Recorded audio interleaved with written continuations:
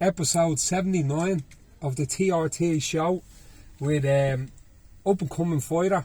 I got him on the podcast because I've looked at a lot of his fights, and I'm going to call it. All the little jiu-jitsu geeks came out and go, your man did that in fucking 1983.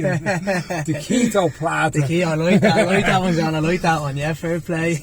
So I have Keith Keogh. He's an amateur MMA fighter here. He's a very exciting style. I've watched a good few of his fights. So it says, that young fella has something about him, so I'm going to get him on the podcast. Fair play, John. Fair play. Thanks very much. No worries. So you're fighting CMAC. CMAC, yeah. We go back. So you grew up on Blanche? Yeah, all my life from Mulhuddart, so CMAC Mulhuddart. I'm here all my life, and yeah, started out. I never done any other martial arts really before. When you're a kid, you do a little bit of kickboxing and stuff. So I was doing that for about a year, when I was like, a once a week thing. And I joined MMA purely because I wanted to lose weight. Right, that's what it was. So I was never of the fighting kind of thing. Yeah. I used to love playing the game and stuff, the Brock Lesnar and stuff, all that type of stuff. Yeah. But then, so I was doing the kickboxing for a bit, and one of the lads was like, it used to be in a different place. He used to be down in Damestown there. Okay. And one of the lads were like, there's an MMA gym down there. I was like, no way, seems a bit cool to get into. Yeah. Me and my mates went down one day, and that was it. That was it from there years ago, yes, and fell in love. And did you play football or any other type of sport? Yeah, I played football all my life. I'd literally train Monday to Sunday nearly. Okay. Yeah, playing football, and just get to a point where like, what am I doing here? It is go crack and all, but then you can see how much more like MMA you can use in real life, not just the fighting, but just the kind of philosophies that it brings. It's just like, that was it for me. Football out the window and MMA in, that was it for me. No, it is like that. It gets a hold of you as well. Like, I from a grappling point of view, it's like, it's very addictive. It is. It's a grappling aspect. It is. You're talking about the MMA, but I'm talking about grappling. It's like super addictive. I'm after seeing something on YouTube, I'm like calling me Martin, or calling one of the youngsters. Just put your arm down. You're like, lads, look, how am I doing this and all, it's how you do. So if you're younger and you're fighting, you're going to even want to do it even more, because it's like somebody's coming at you trying to show you around. Trying to get head off, And I used to know two lads that are from Ashbourne, and they were in CMAC, Rob Buck and Steve. Oh, and Scobie, yeah. They were in CMAC for a while. Yeah. And they're down in Royal Grappling Academy now. They just do very well down there. Yeah. I think Rob's a brown belt. Brown, I think they are, and both of them. I think both of them might be brown. I haven't seen them in a while. But they were down in CMAC. And, like, if I look at the CMAC fighters, like, for a small gym, I'd call it, it's probably way bigger, but when I mean a small gym, there's not many fighters, but they're fucking, like, super active. Any of the lads out of the gym, like, they're all super active, they're on all the shows, like. Yeah, it's on the go, like, we were always told, like, listen, it's amateur. It's fucking get in. Like, you see a lot of fighters and these Instagram fighters now, and they're caring about that amateur record, they're caring about, like, how good they look. How good they look to their mates and to fucking some civilian on the street, It's fucking amateur. Get in. Once you're not getting hurt, you should be getting in and having as many fights as possible. That's why we were always kind of brought up. Get in, fucking, who gives a bollocks if you lose?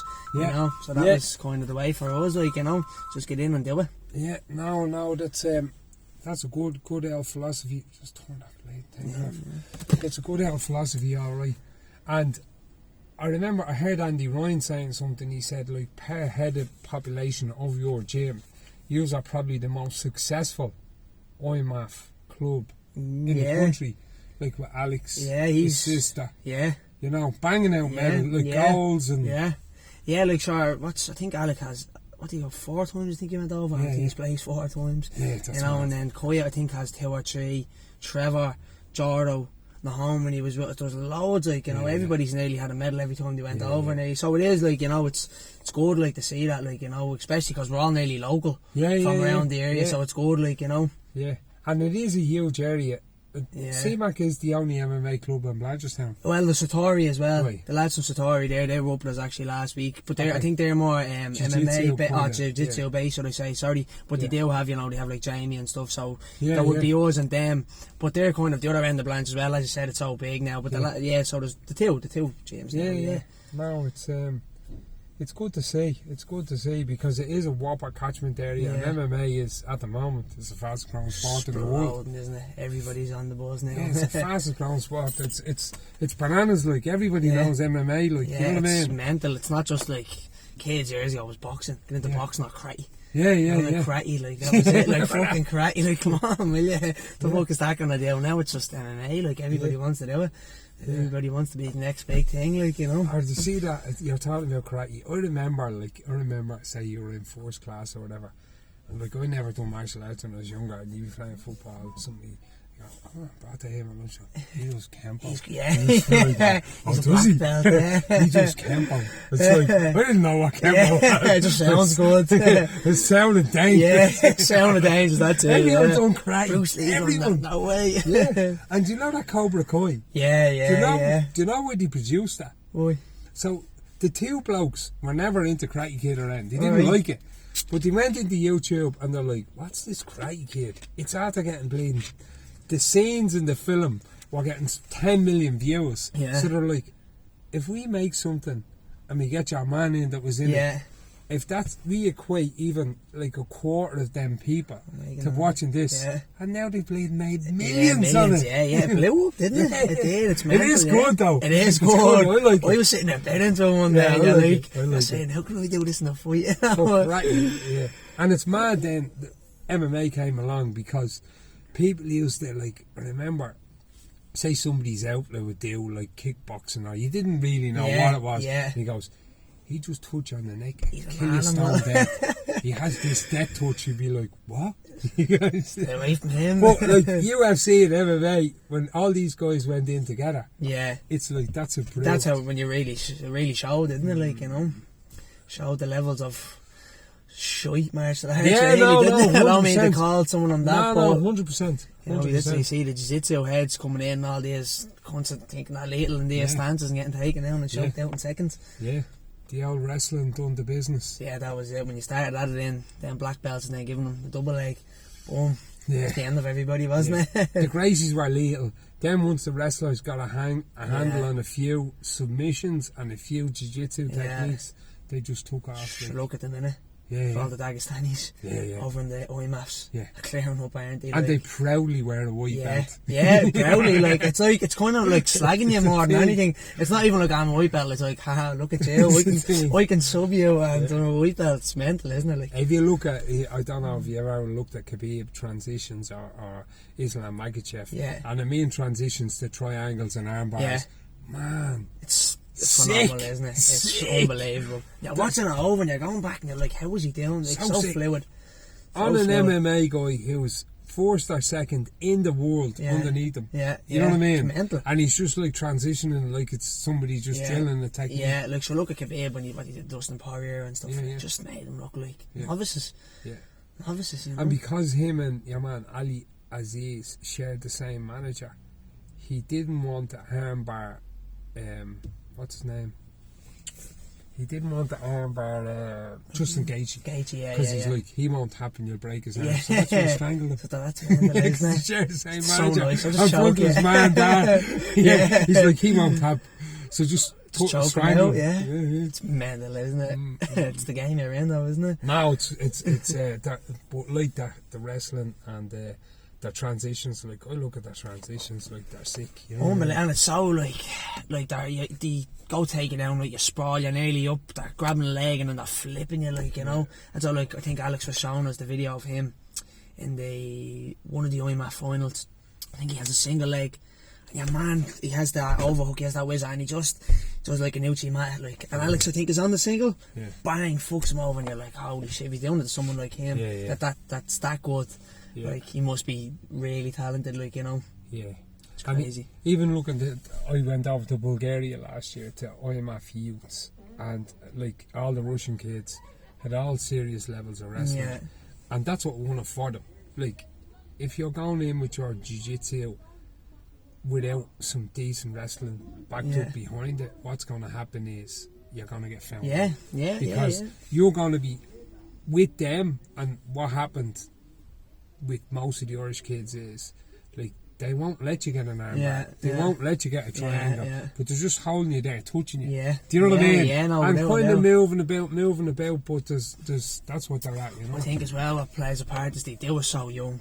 They start in skill, like in skill, what do we do in skill, like football and rounders and stuff, they're bleeding killing each other, they're doing wrestling as part of that curriculum, like, you know, they're starting from such a young age doing it, and they nearly do, like, we do, like, individual kind of sports, they're doing, like, MMA, they're doing pure MMA, so that striking, that grappling, that everything is just going, and the sambo, of course, as well, so it just all translate together, and you can see, like, how good they are, like, you know, it's... And I heard a few things about MMA getting touted for the Olympics, you know, this is just my personal opinion.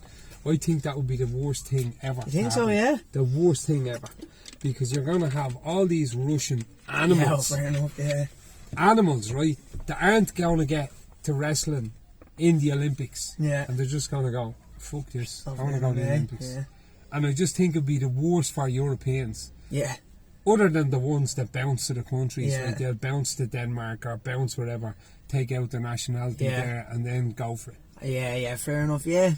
You have a point, because we were always like, you know, representing your country at an Olympic level would be great, but the chance of you winning, like, the chances of anybody even at the IMAFs, you're seeing yourself, like, it's slim. It's very slim, so if they're going for the Olympics and the coverage that they're going to get over there, it's going to be even more than doing it. And I that's just my personal opinion, and the MMA in the Olympics isn't an amateur sport anymore. No. It's a professional sport. It is. Like most of the boxers, you know. It's I think boxing is the last one. Like cycling, my uncle went to the Olympics. He was an amateur. He worked the job, the whole lot. Now it's all professionals. Do you know what I mean? Yeah. All the sports now are all like professionals. Like Sonia O'Sullivan. Do you think some board from Blanchardstown Running Club has a bleeding hope? Yeah. You know what I mean? Right, against these. So it's a professional level. Yeah. Now. You know, you have to be putting your full time into, but like, it's, as you said, like, an amateur is like, right, you work in the day, you train at night, but these going over putting their life into it, like, that's their life's work. That's a professional, whether you're getting paid or not, that's a professional, like, you know.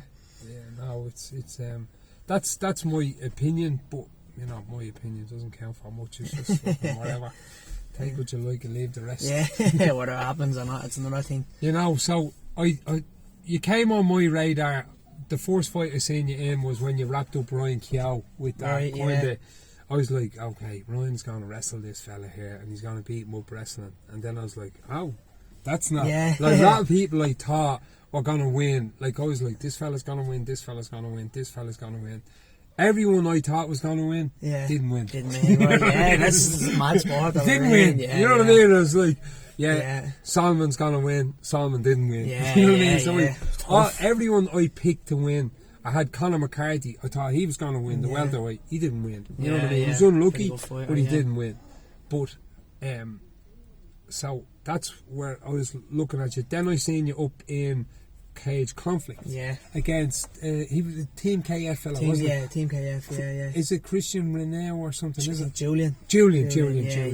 Good fighter, strong, like, you know. Very strong he was. You could feel that, like, when he hit that double leg. You know, you could feel he was strong. So the ego slept. I was going to pull it off, something out of the bag. Nice. No, it was. Do you know what? Like, the one thing I have is I'm not very gifted when it comes to natural, like, ability. Like, I wouldn't be like, you see these people now, like, naturally fast or you know, naturally strong, but I have this flexibility. This is a bit weird.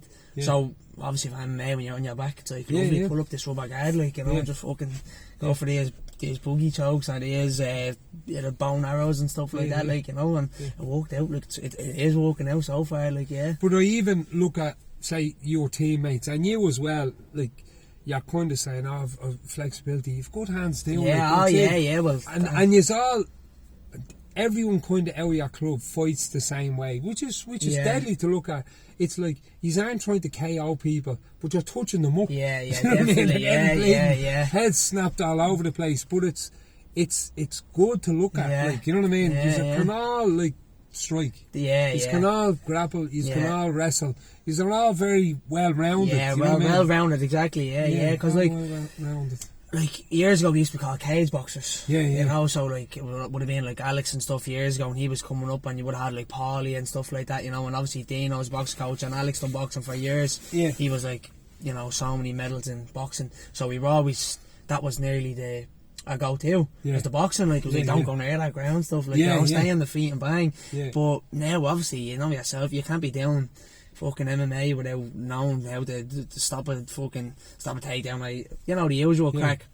So just be developed into it, and we're getting really solid. We're getting really solid all around, you know, and that's something that Alex is bringing in, like his all-round work, just from being like in judo, even, and then just, you know, his IQ that he's bringing to the gym and showing us the time he's putting into us is paying off, because that, as you said, all-round game is really showing off now, like Jordan and Trevor and, you know, all the lads in Koya, and like the Nolans even now coming on the scene. You'll start seeing them a little bit more. There's a few of us that are and Ross Quinny, and we're aware of him around for a while as well. Ross, but he's game, like, Ross, you know what I mean? Beast. He takes a few losses here and there, but he's game, you know, he's game. Honestly, I think Ross is probably one of the most technically gifted in the gym. Like he is, and if you get hit with a left arm, Ross, your jaw's killing you for about 3 days. Like, he's an animal. Like, technically, I think he's probably one of the best in the gym. Like, that's without a doubt. Everything is precise. His defense. Try to hit him, he's throwing you with his elbows, blocking and stuff. He's an animal. He's a beast. Nice. He's good. He fought Cam Conway at Max's gym the last time, but didn't really stand with him too much, because it's like, he's a very good striker. Carl just went in with his whole game plan, but it worked out. Course, but like, Ross's game, you know what I mean? Beyond any other shows, I'd be watching all the lads from all the different. So I'm aware of them all. You know what I mean? I'm aware of them all. But now it's you're all very well rounded. You know. Thanks, no worries. And what's next for you? What are you looking at to get on to next? Well, I have a fight on Iowa. I was only up there actually with the lads. Jordan was fighting and the Nolans were fighting. It's a great run show. Yeah, it's savage. It's really good. I think he runs a good show up there. He does, doesn't he? Like, it's only newish. Yeah. And I was up there. This will be their fourth one. This will be our fourth one. Yeah. So on that, I'm down to bantamweight now. Nice. I'm fighting Darren O'Brien from Torres up there, so that'll be a good fight. You know, he's knocking around the world. Not really too thing of what he's about. I know he's around a while. He's around a while. He's all around it. Good striking, good jits. Going down to bantam, so it'll be a good fight. At bantam, you know. Got offered that, taking that. So that's on the 4th of June. I think the Four Nations thing is coming up. Yes. Yeah, so we'll be getting on that. Yeah, definitely. Nice. And then hopefully get back from Cage Conflict at the end of July. Yeah. Whopper. And then I think Cage Legacy are doing a show in June as well. And they're doing another one, I think, October, and another one just before Christmas. Right, deadly. Actually, sorry, one thing as well, the World Championship September, are definitely getting on that. That's something that's the whole reason we went to them nationals, was getting onto the IMAS and getting that experience in. So the IMAS is the big one this year that I'm really focused on it for. That'd be good. Yeah, I can't wait. I thought like the Euros was coming about in May. Yeah. I kept I think it was being pushed back. I didn't really know too much about it. It was. So I was like, right, listen, it is what it is. Just go for the Worlds then. And what age are you at the moment? 20, 21 in a few weeks. So you'd be kind of looking at turning pro about 22, would you? Yeah, 22. I'm thinking. Many amateur fights have you at the moment? 9. Okay. 9, So you realistically could have 10. Another 10 in the next 15 months. Yeah, that's kind of what I'm looking at anyway. Definitely, like, it's kind of at that thing of like, don't rush it. Don't, like, it's like when you're ready. Go when you're ready. Because like, you see a lot of people going too early because they're like, right, I'm fucking 25, I have to go on 20, I'm whatever age. So they go and they lose.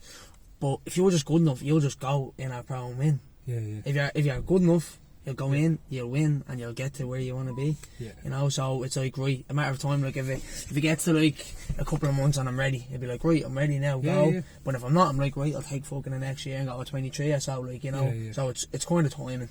Timing is kind of the key. But I think the next maybe the end of next year, like, you know, I'm thinking definitely that'll be something I'd be looking at. Anyway, for definitely, No, and are you looking at getting on any shows in the UK or anything like that again? Or? Amateur. Amateur. Yeah. Well, there was a few knocking about. I'd love to, because I think my first actual fight was in Wales. Was it Bouts? Yes. That was good crack. Yeah. Just the whole experience of being away and fighting, that was savage. So I know there's a few of them. I can't think of the name of them. There's a few of them knocking around, and I was like, would love to get back over and have a crack at it again over there. Be good buzz, So if it comes about, I'll jump on them. Definitely, Yeah. There's a few shows around Bristol and a few shows in Liverpool. They're always looking for Irish fighters, Always looking for. Yeah, I think there's that Almighty and stuff. Yeah. I know that's a biggish one. Yeah, so whichever comes about, we'll jump on anyway. Yeah. Definitely. And plus, there's loads of shows here. The standard is very good in Ireland. It is. It's high. It is high. There's lots of bodies. It's getting better and better, isn't it? Lots of bodies. It's just the fact that after the pandemic and then everything is just coming now. They're just getting you have OUR, you have Cage Conflict, Cage Legacy. There's that one popping up there. It's Premier. There's loads that are just putting them on. You're like, right, this is deadly. Like, it's good to see. You're not going to be short of fights. Yeah. Just get on and fight. I like the 3 shows I do like. I don't not really aware of Premier. I know they've ran a show, but I do like Cage. I like Cage Conflict. Yeah, definitely. I like. I'll keep on calling the OUR or Decky. I think it's your. It's Nuri. I only found that out the other day. I do like Decky's fucking straight down the line. There's no bleed messing with him. Yeah. You know what I mean? Like, when Max was looking to fight, he was messaging all these people, I want to fight, and they're all like, oh, you've no experience, Decky's like, sound. Who do you want to fight? Yeah. And it's like, no messing with him. What you see is what you get. He gets the fights on. He doesn't be picking any soft fights for any of his lads and things. And that's great to see, because if he is, he's doing them a bleeding disservice, which he's not. You know what I mean? So it's a really good show. And Cage Legacy I like as well. Decky's always handy to do with his sound, isn't it? Like, and it's up the road from my house, so it's grand. I know. Like, that last one there was great when they had Sean on for the thing. It was electric, wasn't it? It was a good it was good. No, it was lethal. It was a great show. It was a great show. And he always does, to be fair. He always does. Scraps. Yeah, no, he does. And I just think that it's mad the way the shows are, that all the clubs are so kind of, they're in the same room. You're looking at a bloke warming up beside you going, I'm probably going to be fighting him. But there's no like, look at that shy bag. It's not like that. It's a lot of I like the respect aspect. You know what I mean? Because you go out to outside and you have, as you say, them civilians, and they're all eyeing each other up and they're looking at you. And you're like they're just looking at you, not knowing you want to fight, and they're looking at you, because they're rowdy with a few drinks, and they're the ones that are actually. Eyeing everyone up to fight as well. What's the story? Hugging each other. Fucking, it's 9 minutes in the cage. You're going in and fighting, and that's it. And that bloke that you were looking at, going, "Jeez, I might fight him." Like, when you do get to fight him, he's probably going to make you better. Yeah, exactly. And even if he stops fighting and just jacks it all in, you've still made him better. Yeah, exactly. It's a bit of adversity. Every time there's no loss in it. No, because every time you step in, that's it. The experience, you're getting better. So you're fighting someone that you're looking at. It's a fight. Like, people overcomplicate things though. Yeah. Getting into people get all these mad amount. Like, it's a fucking fight. It's what we're here for. Don't get emotional about it. You can't. You can't. You can't. Obviously, you do now. It's easier said than done. Now, what I mean is that don't get. I don't. Yeah. I don't like to see, and I'm not critical, I don't like to see people talking shit online about other amateurs. I just don't like to see it. It's like, just message someone, have a fight. Yeah. There's no need to be. That's just me. Yeah. You know what I mean? There's plenty of other fellas that probably listen to this going, what's he fucking now, shy bagging, whatever. I just don't like to see that. Amongst amateurs, you can kind of get it if you're a pro and you're trying to sell and trying to make a few bob against somebody from a different country. You understand it, but I just don't like to see that amongst amateurs. Yeah, because you're going to be warming up your mate in a room with that geezer. Yeah. Might be this month, might be next month, might be the month after, but it will be coming. Yeah, that's my take. I wouldn't be now, because if I'm fighting something, I could be, I could be fighting every week. Yeah, it's not like, as you said, you're an amateur at the end of the day. I'm not going to be malicious towards someone because I'm fighting. As I said, it's a few minutes in the cage, you're fighting, and that's it. Like, I'm not looking at saying, right, I have to fight this fella, I have to fight that fella. This is all a practice for pro. You know, but it's every man to himself. That's just, I wouldn't be like that. If someone else is like that, that's not what I like, you know. But I just, like, that's just my take on it as well, like, you know. But when people get emotionally invested in that type of stuff, they've lost. It's all in the head. They've lost the battle. They without a doubt, First the talk loses. It's a mental game, like. No, 100%. Like, sorry, well. No, you for it. No, it's just like people always say, like, oh, it's 50% mental, and it's 100% mental. It's even from dragging yourself down to the gym. It's like, right, you need to push yourself to get down there, to escape something, to get in the cage. Everything is mental. So if you're letting cunts get into your head and yours, like, you've lost, like, you know. And when you're at a competitive, any sort of competitive level, any sort of competed at a decent level at other sports, it's like that imposter in your brain going, you haven't done enough. You haven't done enough. You're gonna get found. And anybody that says that they haven't got that is a fucking liar. Absolute spoofer. And they're like, I think I'm out there doing something wrong. Will I do this? All these injuries, sure, you're gonna lose me toes, bro. That's what, you know what that is? That's a thing. So that's your brain, your ego, trying to protect you, because it knows what's coming, and it's giving you an excuse, going, don't do this, don't do this. Self-preservation. That's what it is. It is. That's what it is. It's kind of like nearly a fucking get out switch. Like, it's like, right, give myself an excuse to jump out.